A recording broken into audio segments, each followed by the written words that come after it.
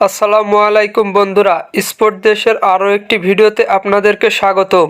ইতিমধ্যে অনূর্ধ্ব-20 Copa America আর্জেন্টিনার final রাউন্ডের খেলা চলছে, যেখানে তাদের ফেব্রুয়ারি মাসের ফাইনাল রাউন্ডের প্রথম ম্যাচে চিলির বিপক্ষে মাঠে নেমেছিল আর্জেন্টিনা, যেখানে তারা 1-2 গোলের ব্যবধানে জয়লাভ করে আর্জেন্টিনার হয়ে গোল দুইটি করেন সুব্রিয়াবে ও রবার্তো।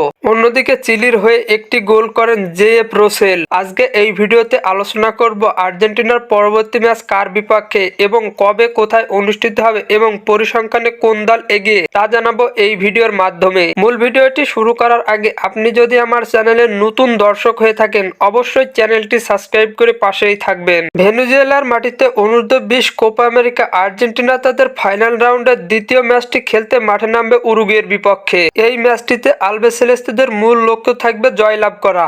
আর্জেন্টিনা ও উরুগুয়ের মধ্যকার শেষ 5টি ম্যাচের পরিসংখ্যান করলে দেখা যায় যে 4টি ম্যাচে আর্জেন্টিনা জয়লাভ করেছে এবং একটিতে উরুগুয়ে জয়লাভ করেছে।